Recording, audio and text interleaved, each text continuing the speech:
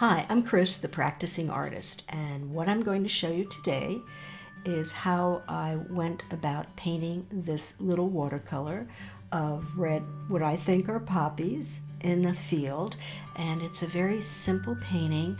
I'm going to show you an analysis of what I do when I paint, not necessarily the steps and showing you technique, but how I go about adding color, doing values, analyzing it. So I hope you can join me. Good morning, good afternoon, good evening. Oh heck, who knows what time it is. This is what's on the easel today. I'm going to try and work in watercolor. This is from a photograph I took some years ago at the Cornell Botanical Gardens, or is it Cornell Botanic Gardens? I never know. I believe these are poppies. And I did a very quick, which you probably can barely see because it's a pencil drawing, sketch on watercolor paper. Not the best watercolor paper, just something to play around with, have fun with. I'm going to work that in watercolor. I also started an oil of it a couple of months ago, and I'm still kind of noodling on what I want to do with it. So I kind of have simultaneously going an oil and a watercolor. Now I'm not going to work on them at the same time. I'm probably going to work on the watercolor first, so let's see how it goes. And somewhere along the line, no promises, I'll go ahead and continue working on this oil. So that's what I've got on the easel today, and we'll see how the progress goes. Here's my basic setup for when I work in watercolor, and I just did a video about the supplies that I use and a tour of my studio, so I'll put the link to it at the end of this video. But I have a basic palette. I use maybe 8 colors out of this palette, and then I have a couple extra that I use for pop. I call it pop. I don't know if it pops or not. I've got some brushes. I have flats and I have rounds. I have a container of additional brushes that I can use if I want to grab something different. 2 containers of water, one for cleaning and one for clean water. A very neat little spray bottle, the all-important coffee or tea. Drink it, don't put it on your paper. Although I did see an exhibit in Charleston of an artist who painted with coffee, which was very interesting. Paper towels for cleaning your brushes and sometimes picking up paint on your canvas or paper. Tissues for cleaning your brushes and taking the paint and water off your paper. Sometimes I use an iPad, not today. Here is my glass drafting board. The reason I have paper on my drafting board is I get a lot of reflection from the sunlight coming through my window and from the light. So when I'm shooting video, it makes it difficult to see. This is my reference photo. Yes, friends, it's a photo. Remember those. I still have photos that I work from. And then a sketch I did, I think this is, I'm going to guess 11 by 14 watercolor paper, lightly sketched out in pencil. I don't include every single blessed leaf. I don't include every single flower. I try to simplify so it doesn't clutter, and I can always add things at the end. So that's the basic setup that I'm going to use for starting this painting. All right, I'm looking at this photo, and I've changed my lighting. You can see there's reflection. That was always the problem with photos that are printed on glossy paper. I wanted to do the background and not worry about these flowers, which are going to be my focal point somewhere. I wanted to concentrate on the colors of the background, and I see a lot of green, dark greens, dark blues, almost grays. So I went ahead and I mixed some blue with ultramarine blue with burnt sienna to get some grays, and then ultramarine blue, alizarin crimson, and lemon yellow for kind of a muted gray, and burnt sienna, and let's see, I think that's sap green for a muted green, and then for darker greens, let's see, that's ultramarine blue and sap green. So I've kind of pre-mix small amounts, but once I get rolling with that, I know that's not going to be enough paint. And I have a little strip of old watercolor paper here where I try my colors out. It may not be the same kind of paper that I'm painting on here, but it will give me an idea of what the color is going to look like. So we're going to start by moistening some of this background area, and let's put in some color and see what happens. I did not want to get fussy with this. I wanted this to be a quick, loose watercolor. I have some work that is more representational, and I didn't want to do that. So what I did was I moistened the paper, and I loosely looked at my reference. I try not to paint exactly what my reference is, but I knew I wanted it darker on one side and lighter on the other. So I put a mixture of my greens and blues. I did a purple gray sky. It doesn't have to be perfect blue skies every time. I like more diffused, darker skies. It just is a mood that I prefer.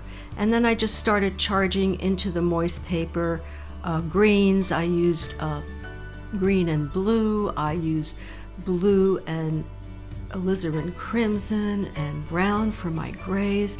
Then I just charged some burnt sienna here and there to make a lighter area on this side versus the darker area here. I tried to remember to make the areas under the trees darker. Somewhat successful, but not quite. I tried to paint around the sketches I had of the poppies. And my next challenge is, I think there's a wall here. I don't know if you can see it. Sorry about the glare. I think I'm going to keep this diffused and maybe do a little bit more outlining of grasses, because I kind of don't feel I know where I'm going, and I'm really tempted to start painting those poppies, but I want to get some more color on the paper first. And this is what my palette looks like after that, and it's the same basic colors: ultramarine blue, burnt sienna, ultramarine blue, burnt sienna, and alizarin crimson, some burnt sienna and green. Sap green and burnt sienna. That's the same thing I just said, isn't it? And then sap green and ultramarine blue. And I kind of wanted to keep it loose and diffused, trying to get back to the roots of what I learned in watercolor. Remember when I said I wasn't going to put in any color for the flowers yet? Well, I changed my mind because I was lost. I didn't know where I was going. So I just lightly put some washes in of the red for the poppies. I have to paint around them. I have to use the negative space. Next thing I'm going to work on are putting in some of the grasses, but I was getting lost. I didn't know where I was, and I realized that I had obliterated some of these poppies that were over here, so I had to lightly lift. And notice they don't look exactly like poppies, and they're not going to. This is supposed to be a very diffused watercolor. And the mixture is just a very light wash of alizarin crimson and cadmium red, very light. I darkened it a little bit there. And I forgot one poppy. I'm keeping it very loose so I can build on it later and not saturating it with too much color initially.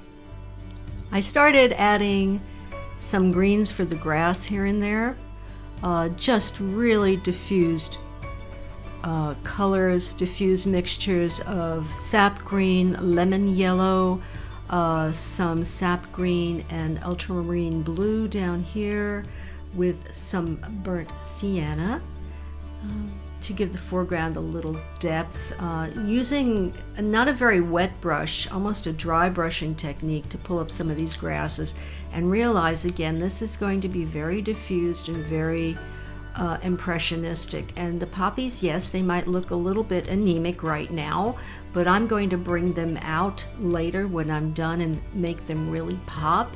Now I think I want to work on some lighter versions of these grays and purples in here, trying to maintain as much of the green and yellow as I can. So we'll see how this progresses. I always say that because I really never know what's going to happen when I do these. I have something in mind, but what it ends up being might be totally different and something I'm not pleased with, or something I thought was much better than what I intended to start with.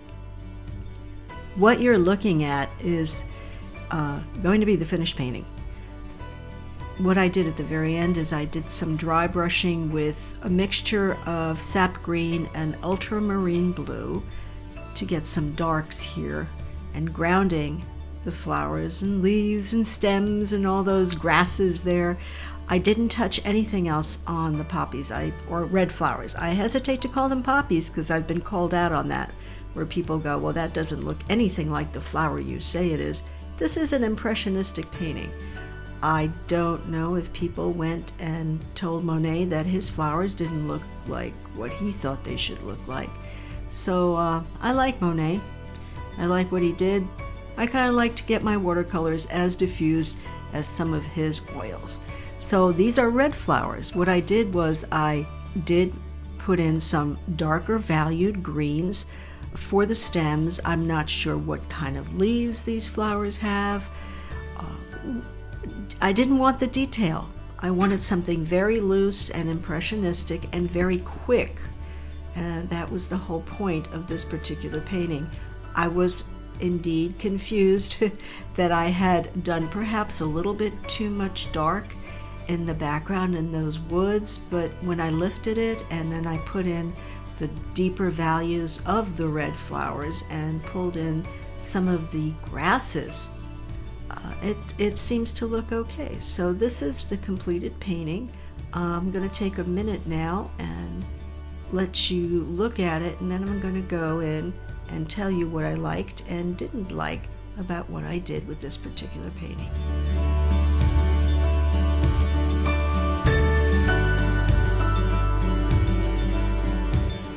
Right now I'm going to talk a little bit about what I liked and didn't like about my work in this painting. I do like how I diffused the background forest here. I'm pleased with the fact that I had enough sense to lift some of the color and value to make it more subtle and make it more diffused and more in the background.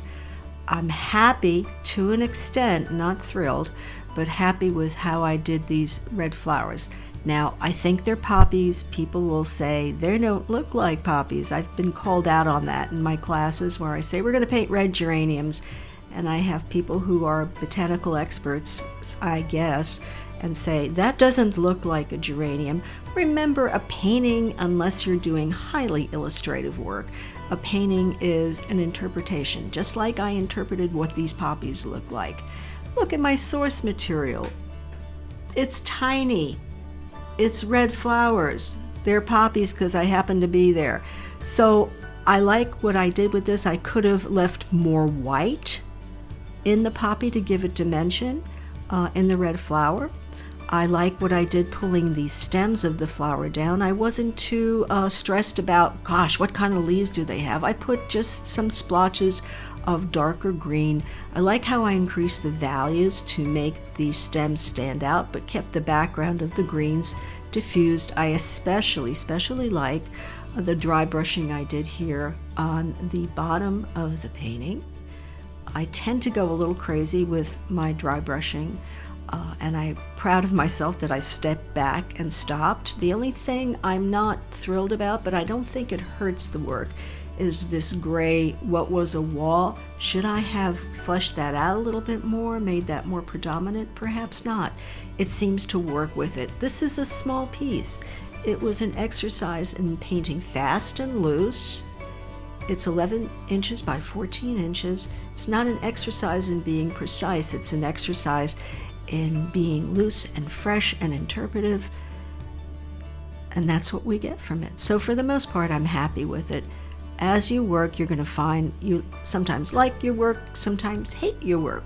I find for the most part, I like what I do, but there's always 2 or 3 things that I could have gotten better at. But I try not to focus on that while I'm actually painting. So I hope this has helped you. I hope this has inspired you to continue with watercolor. If you're interested in more information about my painting and learning more about my technique, I have a Patreon channel, so you can join that. It's in the description with my video. But above all, just remember to take your time to experiment and to keep practicing. Thanks so much for watching, and have a creative day.